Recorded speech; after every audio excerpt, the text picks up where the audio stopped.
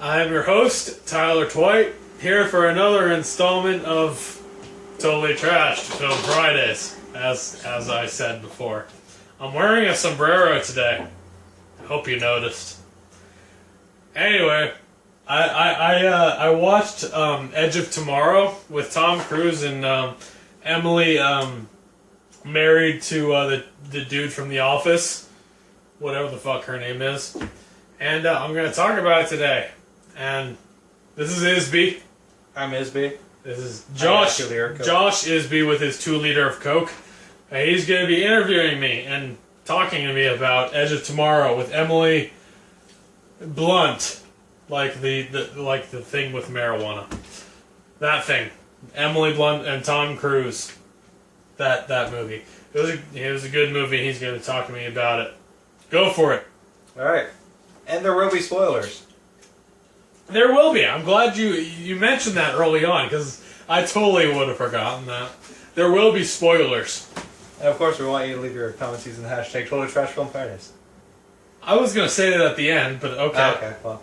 Just so they know, in case, while they're watching the video. While they're watching they're watching the video, you also want to comment on it using Twitter and Instagram, hashtag Totally Trash Film Fridays and all that stuff. Happy now? I am happy. Fantastic. Ask your goddamn questions. Well, first I want to know a little bit about the movie. To explain a little bit about the plot for us, so we all know. A little bit about the plot for us? Okay. There's Tom Cruise. He's a member of the United States Army. There's an invasion, a global invasion, that invades Central Europe.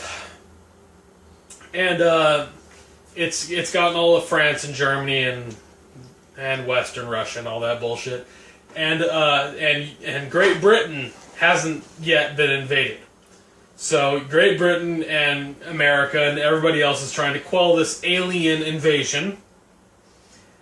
And Tom Cruise is a member of the United States military who's a PR, public relations expert, and he's convincing all of the world to join the army and fight this American, or I'm not American, alien, fight this alien incursion. Is he good at his job? Yes, he's very good at his job. He convinces a lot of people to join the army. And then, all of a sudden, some guy who, I think he was in Harry Potter, but I can't remember what the fuck his role was. Some guy who plays the general of the European forces forces him to be a member of the front lines. Why? Because he's a dick. Oh. Are there a lot of dicks in the movie? Not actual dicks, but I consider all the aliens to be dicks, so yes, many. Are there any actual dicks? Any actual dicks? Yeah. No. No? Well, no genitalia to be seen. No genitalia at all. Unless the alien genitalia is seen and I just was unaware of it. No. It was located in the upper half of their body. What do they look like, the aliens? Brillo pads. That's interesting. They have all these tentacles and shit, and all these extremities, and they look like if you were to grab them, you could scrub your pan and get all the potatoes off of them very well. Well, they sound like they're very useful, very clever. Yes, fantastic. Anyway, Tom Cruise gets sent to the front lines and has a big ass gun here. Has a big ass gun, but he doesn't learn how to use it till later. Anyway, he fights this alien incursion called the Mimics, and there are many different types of mimics. There's just a standard mimic. There's the Alpha Mimic, and then there's the Omega Mimic. The Alpha Mimic has the ability to control time.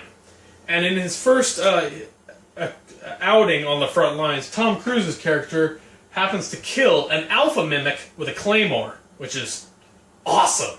I saw it in 3D and it was fucking incredible. That does sound awesome. Would you recommend seeing this in 3D? Oh, of course. Yeah? A lot of gunfire, a lot of shots, a lot of all this shit around the face. I saw it in 3D and in IMAX. Ooh. Which is fan-fucking-tastic. Great audio, great visuals, great 3D. What's this movie rated? R. Are there any boobs? No. No boobs? It's just, the main female character is Emily Blunt and this one chick from fucking south. And how hot is she in the movie? Emily Blunt? Yeah. Well, I view Emily Blunt as being very hot in general. How was she in the movie? In the movie, she's encumbered with various accoutrements, a big mechanical robot suit and things of that nature, so not much of her is shown. But her acting is fantastic, and just her face itself and her accent, which I have a thing for accents, it's fantastic. So if that alone gets you going, it's worth seeing. But if you're looking for skin and boobs and butt, you won't find it in this movie. Mm-hmm. Okay. What about Tom Cruise? How hot is he in the movie?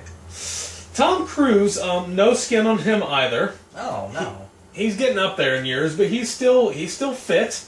He's still got that toothy smile of his, and it's still very attractive. So I won't hold that against him. And he wears a semi-tight T-shirt at some point in the film, and his acting is very good. And I mean, it's not. He won't be there for massive sex appeal, but it's not like he's unattractive in the film. How much death is there in the film? Lots. How many times does he die in the film?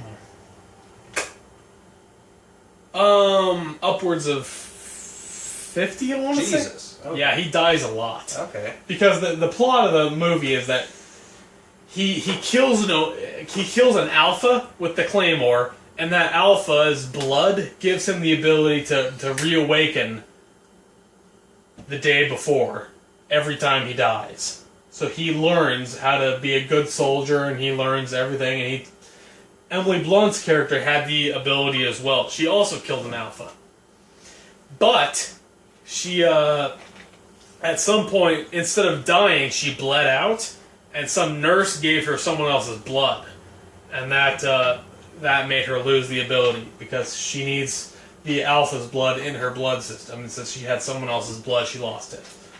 And that comes into play later in the movie, and you'll have to see it to understand. That's convoluted and confusing. It is very confusing. It's a very fucking confusing movie unless you fucking see it. Okay, so what was his best death? His best in your death? opinion? He gets run over by an army truck. In my opinion, a lot of people will say that wasn't his best death, but I thought his best death was he's trying to get away from his army platoon so he can go see her, because she's highly decorated in a different part of the military camp, and he's low ranking, even though he dies constantly and he keeps coming back. He's still low ranking, and so his job is every time he reawakens from his death is to figure out a way to get to her, a different part of the camp. And so one way he figures out is while his platoon is doing push-ups, he rolls under a moving truck that's passing by, and he runs away. But one of my favorite deaths of his is he mistimes rolling under the truck and gets run over by the truck and dies. And it's hilarious. Okay, which was his best death as an actor? Best death as an actor. He, with Emily Blunt, are in the middle of training, trying to make him a better soldier. He breaks his, either his spine or his legs, something to make him immobile. And he's saying, no, I can still walk, I can still move and whatever. And she says, no, we have to start over, I'm just going to shoot you now. And he's saying, no, I don't want to do it, because apparently every time you die, it's painful, and it's not nice. So he doesn't want to die every time he has to die. He's like, no, I can keep going. But no, she grabs a pistol and shoots him in the head. He never does a South Park, like, screw you guys, I'm going home. He never does that. He does that later on in the film when he accepts his position as the guy who can die and save humanity. But early on, when she's teaching him, he doesn't like dying. Wait, hold on. Does this movie kind of rip off South Park with that whole thing with Kenny's superpower? Not really, because Kenny's superpower is per episode. It's not like within an episode Kenny dies and comes back. Well, no, he does on the episode when they were saying that was his superpower. He died and came back several times right now. Okay, in that episode, yes, kind of. Okay. I believe it more mimics Ender's Game. Okay. Because the whole idea behind the mimics is that each mimic, the whole alien that's killing people, there's tons of them, and they're all killing humans. And they explain that each of these mimics is a hub of the central nervous system of the Omega. So if the Omega dies, then all of the other mimics die. Which is the same as in Ender's Game. If you kill the Queen in Ender's Game, all of the other buggers or formics, as it was in the fucking movie, die. So it more rips off Ender's Game than it does South Park. That makes sense. Alright, so real quick here, what was your least favorite and most favorite part of the movie? Oh, like, we can go to music, anything. Well, least favorite, most favorite part. Well, let's see. My most favorite part of the movie was a spot near the end where it gets to be very intense, and and Tom Cruise gets his platoon to help them out, and Emily. And it's near the end. It's very intense, and they kill the Omega, and Tom Cruise comes back, and he and Emily Blunt's character is still alive, and it's the climax of the film. I'm a sucker for the climax, and it was very good. Okay. My least favorite part of the film was near the beginning, where Tom Cruise's character more or less admits to the commander of all of the European excuse me, admits to the commander of all the European forces that he's a pussy. He does the PR stuff so that he can avoid the front lines. Why was that your least favorite part? Because I'm more used to Tom Cruise in movies as the badass, I'm ready to fight motherfucker. So it just kind of like betrayed your trust in Tom Cruise? Exactly. Okay. I'm more used to him being badass, Top Gun motherfucker. But him saying, I try to stay away from the front lines shit, I didn't like it. That's interesting. I mean, the fact that he eventually goes to the front lines is good stuff, but the fact that I had to see Tom Cruise actually say, I shy away from that stuff, I didn't fucking care for it. I mean, I could say that my least favorite part, are we saying least favorite scene or least favorite part? I mean, it could be anything. It doesn't necessarily have to be a scene. It can just be like something. Well, that was my least favorite scene. That was my least. I had seen trailers for this movie, and seeing Emily Blunt, and she was wearing her tank top and her commando jeans and whatnot. And I was thinking there would be more of Emily Blunt. And I'm a sucker for accents, and I think she's fantastically attractive. And I think John Krasinski fucking hit the lottery with her. I'm very proud of him for marrying her. So I was thinking that there might be more of her and with a little more skin. There wasn't. So my least favorite part was the fact that there wasn't more of her that was more revealing. That seems to be a trend on Totally Trash Film Fridays. The fact that there was a lack of skin? That seems to be like the worst part of every movie, is that there's a lack of skin. It seems to be that I think every movie should be a porn, shouldn't it? I think so. It's a sad case. If only all Hollywood films could be incorporated with just a little bit of porn. Alright. That would make my day a whole lot better. You heard it here, Hollywood. Your films need to be porn. Just a little bit of porn. Just a little bit. Some boobs, a little bit of bush. I just want to see someone's nipple and some pubic hair. That's all I want. All I want. No penetration's necessary. It could be there, but it's not necessary. That's all I'm saying. Basically, Game of Thrones is doing it right. Pretty much, exactly.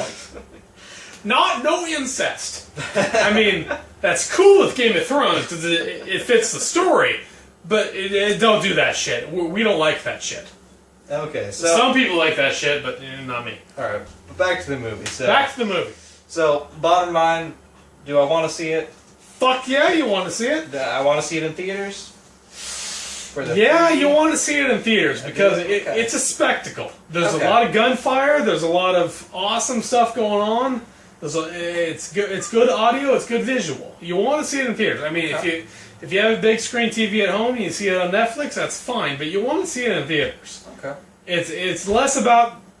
I mean, the dialogue and the audio and all that stuff is fine, but it's most about the spectacle. Okay. And the best spectacle is done on the big screen with the 3D and all that. You want to see it in theaters. So, thumbs up. Definitely thumbs up. Not two thumbs up because less of Emily Blunt, but definitely one thumbs up. So, if you want to get 2 thumbs up in your movie, give us some tips. So, I mean, I gave 2 thumbs up to The Fault in Our Stars because I just thought the acting was stellar. But generally, if you give some skin in your movie, I'll give you 2 thumbs up. alright. But anyway, yeah. That concludes our particular interview and review of Edge of Tomorrow, starring Emily Blunt and Tom Cruise. This has been Totally Trashed Film Fridays, a Spice co-production. Leave your comments and whatnot. Comment hashtag Totally Trashed Film Fridays. Talk about us on Twitter and Facebook and Instagram and all that bullshit. And like and subscribe. Like and subscribe, and I'll see you next week.